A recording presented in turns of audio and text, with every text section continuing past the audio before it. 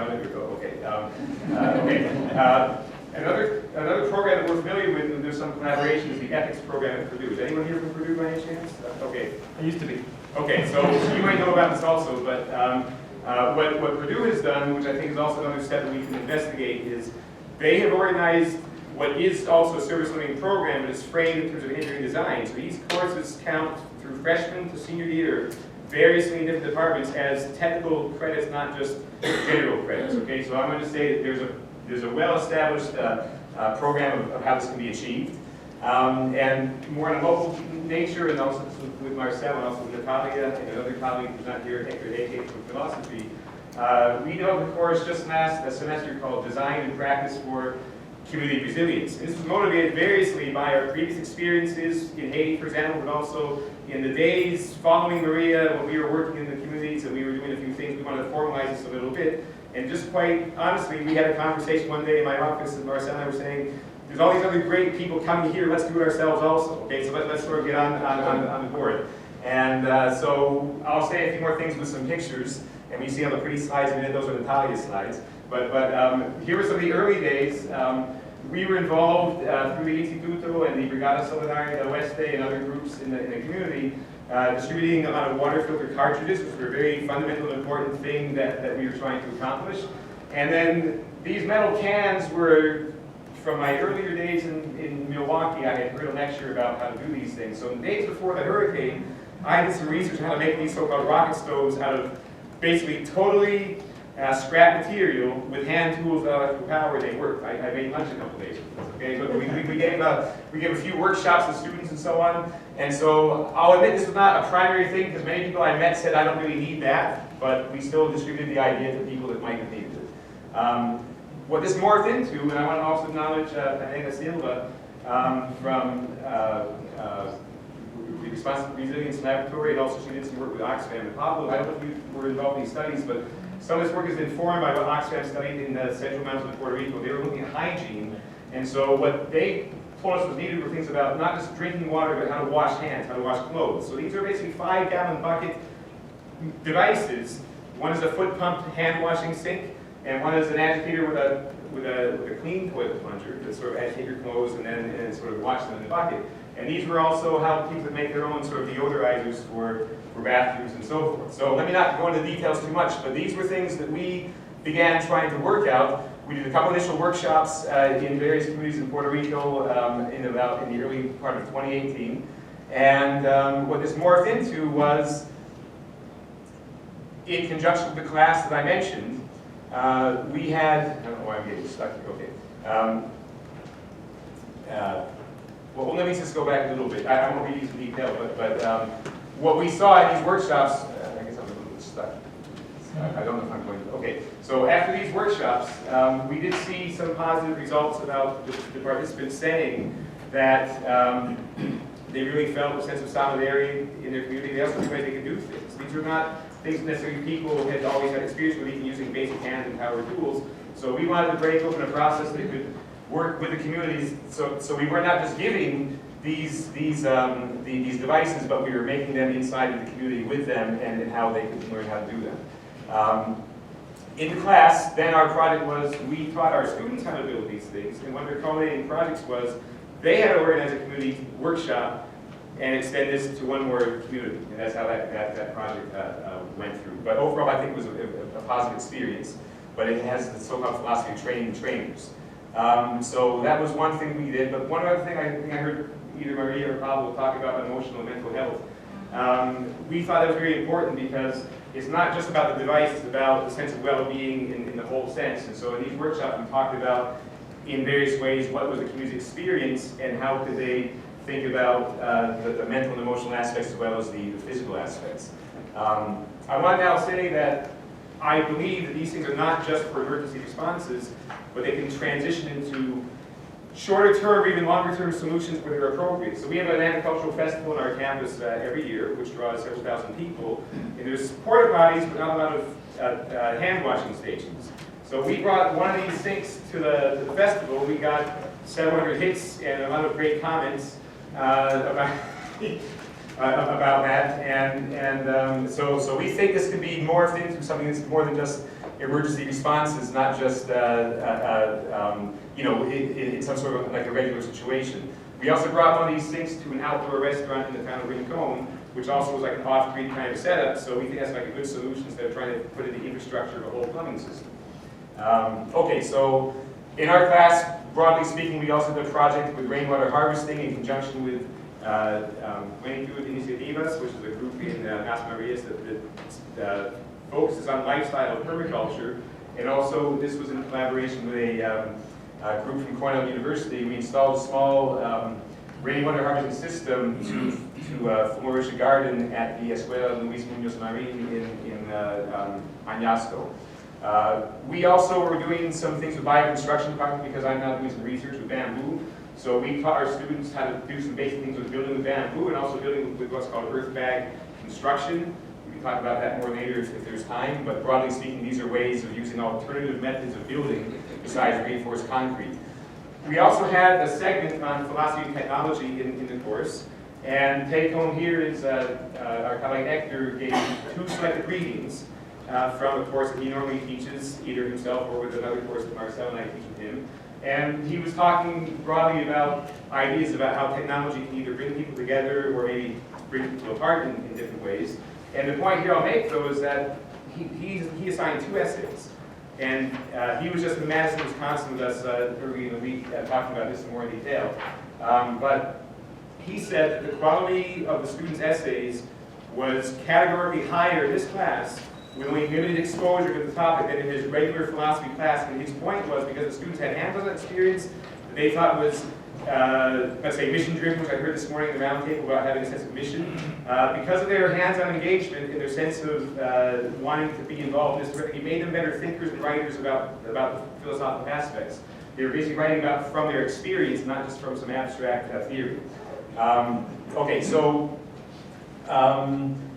we also did a segment on how to build bricks with clay, and I think Ricardo Ismael remember the first day we were with our bare feet in front of the civil engineering laboratory. People thought we were crazy, but we built a couple hundred of these bricks. And okay, so this is the oven in progress. We are also building a clay brick oven at the same restaurant in Rincon, which is called the Chef's Garden. We so far have the base of it built, and we don't yet have finished the actual principal part of the oven. So, okay, so let me just shift a little bit. Like 5 more minutes maybe? Okay, so let me just shift. Okay, all right. We've talked about this before. We don't know it all, so bridging that gap between community and non-community is important. Okay, a couple quick things that I'll focus on. Juan Lucena and John Maidens have written a lot of work in the idea of community practice in engineering. And a couple things I'll just point out are they're taking a critical point of view. They say most engineers in development assume that communities are homogeneous entities with one voice that can be thought of as the client or customer for a non-profit relationship. They're thinking about the engineering ethics code, which might say we think of our associates as clients, but that mindset might not work. And they also go further and say design chemistry leads engineering educators and students to disable the self-determination of the communities they want to serve, making it practically invisible. So the point I'm making here is to underscore what was said earlier. There's some built-in mindsets in engineering we have to change, and there's a whole literature about that, so I won't have time to go into it, but I have a whole set of references. The Morgan Claypool Publisher House has a whole set of references about how to work on this broadly in engineering and science. Okay, so a couple quick things then. I'm just going, we can cut me off whatever, but just one other little thing. Okay, so here's my point. As a precursor to this, what I do in my classes is I take on their cues, these other people I've been reading, a typical regular textbook problem that has no context. Here's a mining bucket. It says how much force should be the cable to pull it. Okay, so that's a regular engineering problem. What I do is I rewrite the problem and I tell the student, you imagine working for a company that designs a system, you have to recommend a cable for it, and at the end of the analysis you say, before submitting your recommendation to your supervisor, you learn that your company plans to sell 50 buckets to a Canadian mining company that owns and operates a mine in Honduras. Coincidentally, you read an article in the New York Times that described the history of this company contaminating the local environment and violently confronting community leaders who seek to protect the local environment. How will you react? What additional information would you want to research to help inform your reaction? And I do this with some other examples about other kinds of typical things about if you build a wider highway, are you responsible for more emissions? My point is to put this in the face of students in their technical context, not only in the so-called separate context of the community, which is also where it comes back to. It's all eventually about community, but it has to be part of the direct technical work experience to, I think, bridge that gap. I have more to say, but we'll stop here, and then I'll pass it to the other colleagues. Okay, thank you.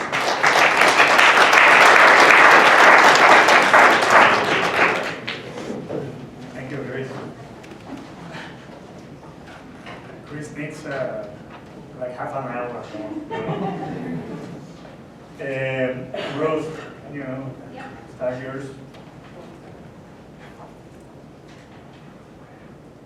I like this last example, it's amazing.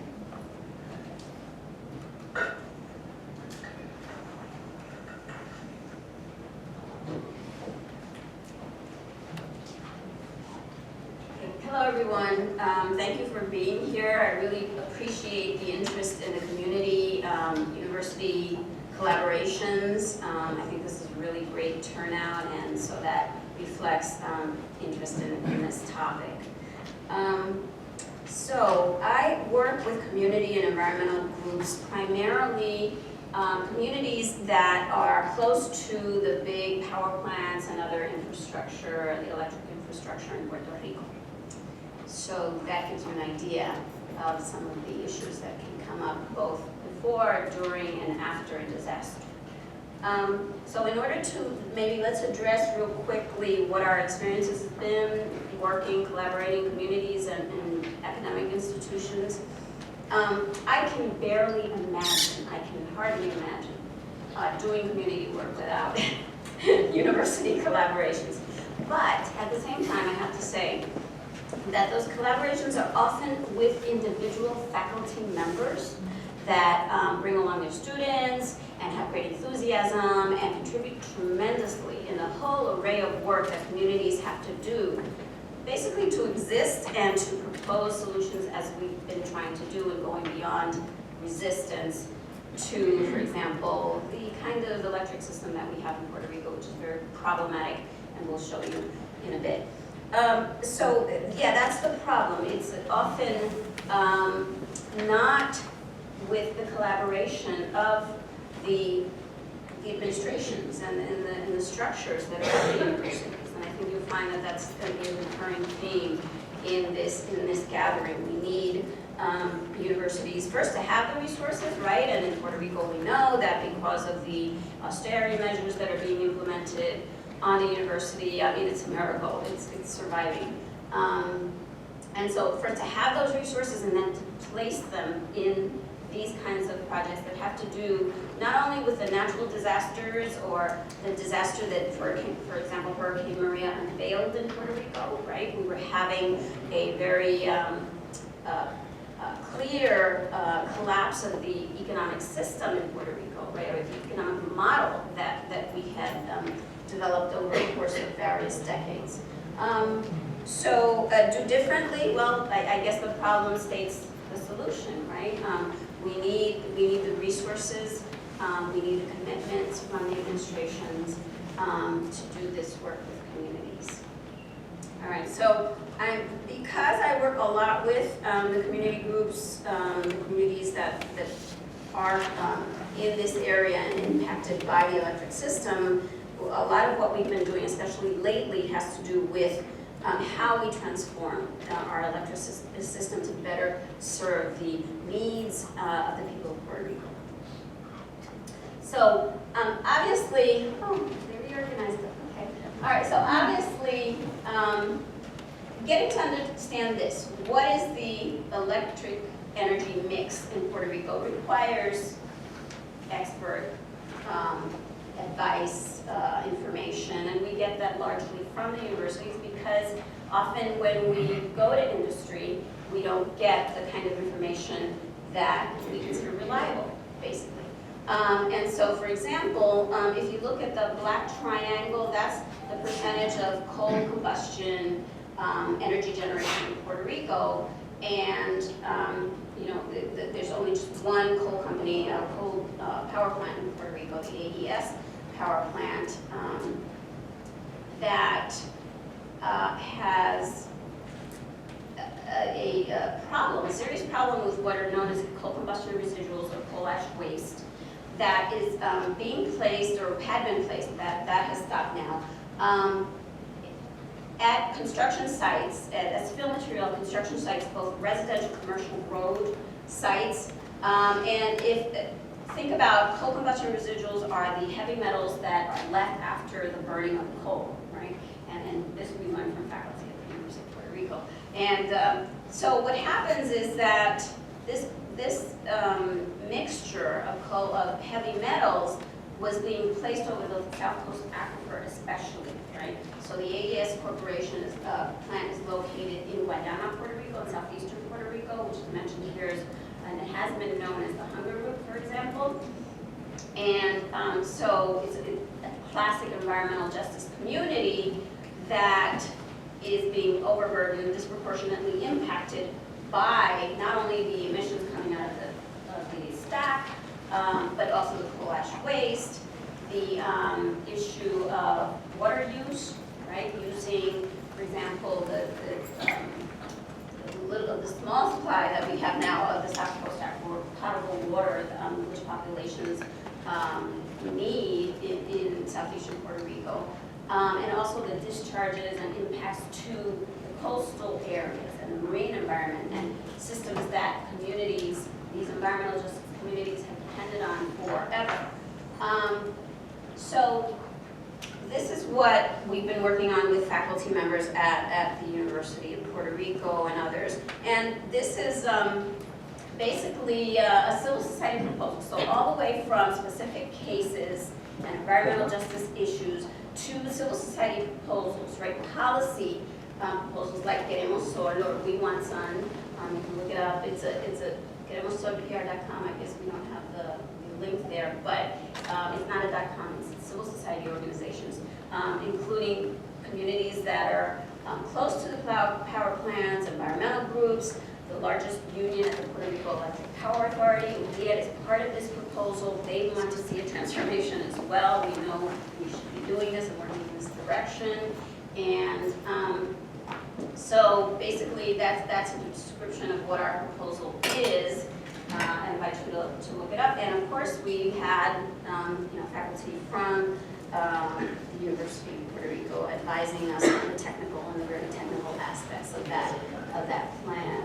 And I should say that also what we saw was we released this in October of last year, and those of you familiar with this situation, I mean, obviously this comes as a result of the Hurricane Maria and the final realization that the electric energy system in Puerto Rico needs transformation, right? It needs to be more distributed, more localized, more renewables. Obviously, we're only at 2% renewables, about 2 to 3% renewables right now. And 10 years ago, this is based on efforts by institutes at the UPR that did studies commissioned by DOE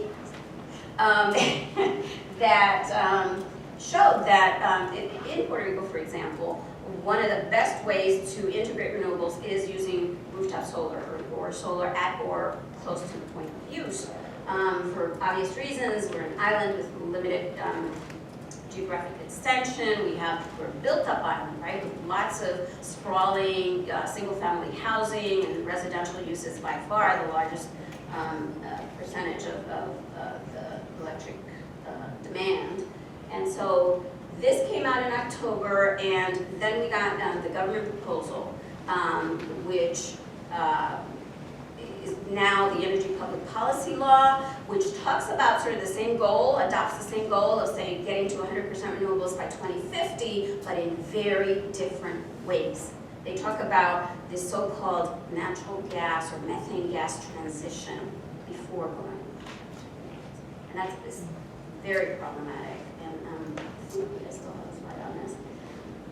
All right, so this is the background of Queremos Sol and all the work that's been done in conjunction with the NREL and using, for example, one recommendation was to, because of the land scarcity, is using, for example, closed landfills also for solar arrays, not arable land, not open spaces, not ecologically sensitive areas. No, basically using what we have. And so this is the importance of having those, that local knowledge of the situation in implementing these transformations, both before, during, and after these disasters, right? And that's Efrain O'Neill. He has been a great collaborator with community groups throughout Puerto Rico, especially in Sabinas, and where we have those big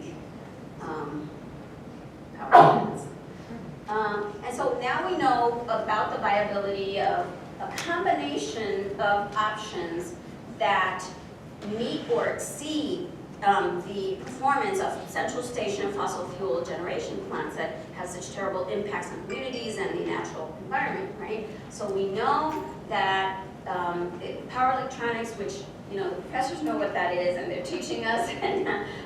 But energy efficiency, communities, low-income communities know about energy efficiency. I remember an exercise that Marcel did with communities here that was really incredibly illustrative of how communities can and do implement energy efficiency measures. And going to one home in P when we were doing these inventories and things, and finding that, for example, one appliance that a resident found to be terribly energy consuming up on a shelf, not even in use, because they know they have to keep their bills down. So, excluded, marginalized, low-income communities know about energy efficiency, and it can be taken up pretty well.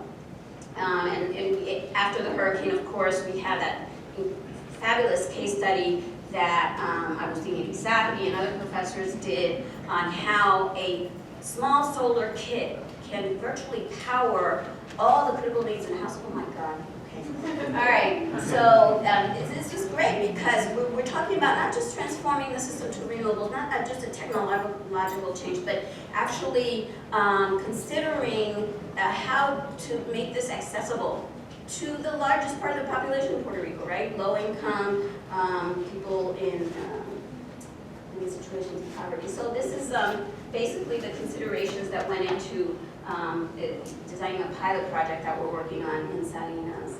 And so this is sort of like, it's supposed to be an inspirational slide that talks about, I took this on the highway between Salinas and Guayama, and this was right after Maria, and the reconstruction was finally starting after people had done a whole lot of work otherwise. But what we see here is a helicopter placing a transmission tower or infrastructure. And so if you look on the PREPA website, the Puerto Rico Electric Power Authority website, you'll find that they say, and I think it's true, that they were pioneers in using helicopters to place transmission systems and distribution lines in rugged terrain, right? Puerto Rico has been described as a mountainous mountain range surrounded by a narrow coastal plain, right? So it's I think there are many, many differences with our electric system, with other jurisdictions, continents especially. So my point is here is that if we did this, we can certainly transform our electric system to serve the needs of the people of Puerto Rico. Yes. I wanted to mention just a few things. I totally agree with what Pablo's points about, the disaster was already in the making, and these austerity measures brought about by Promesa were just unveiled basically by the hurricane, by this natural event. And also that communities often try to go beyond resistance, as our policy proposal states, and that really requires resources. And so we have pilot projects and we have proposals, but no resources. Thank you.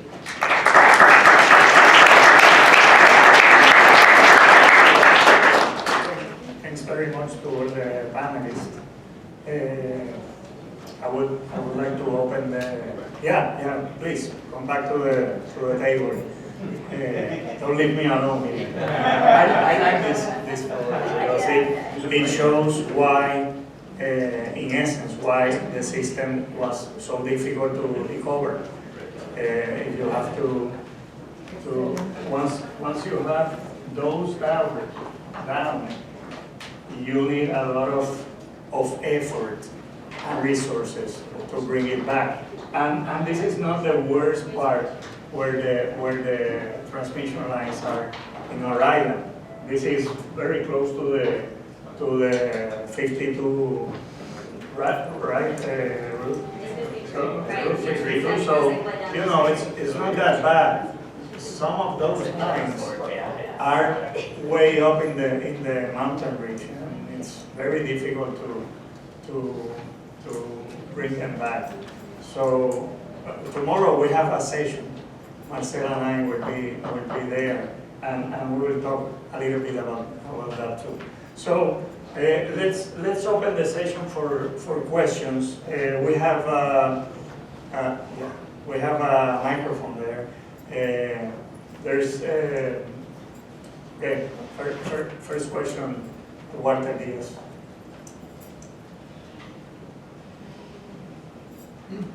A common theme in what you mentioned was how all the efforts that we've seen came out of, I don't want to say ad hoc, but in a sense ad hoc collaborations between faculty and different organizations from the university coming together with the community in the face of lukewarm, let's be optimistic, lukewarm support from upper administration. That creates certain weaknesses and puts a limit on the sustainability of the efforts and keeping these things out ongoing sense because of lack of institutionalization. So ideas for workarounds around that problem, or how can that be changed?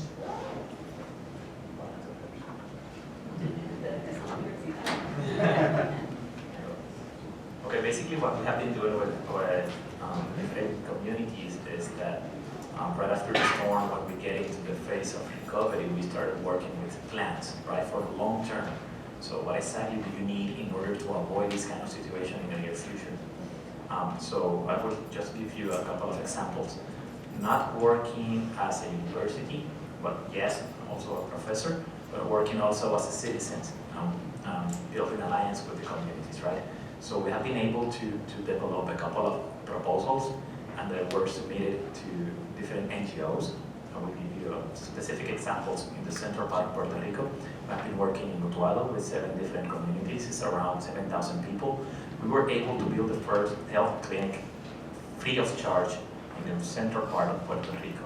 It's in Cosao, in Mameyes. It's supported by different organizations.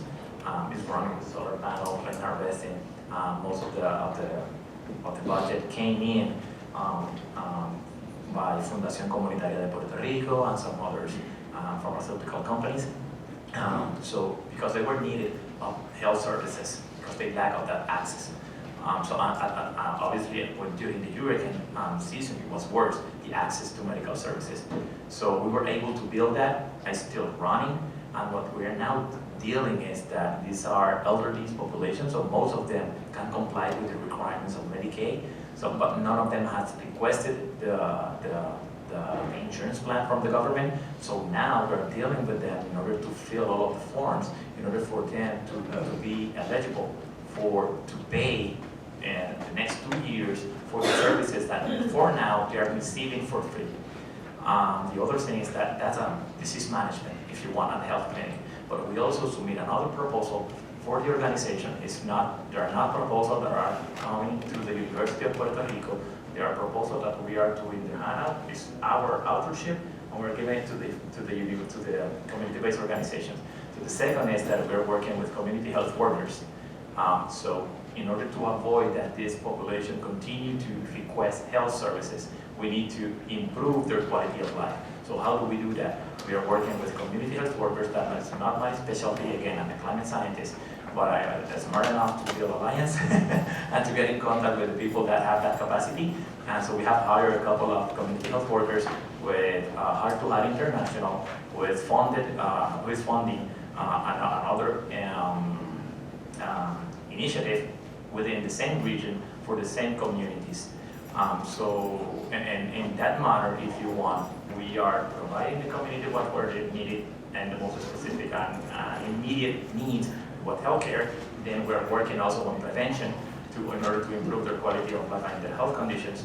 And the second one, and the third one, sorry, is socioeconomic development.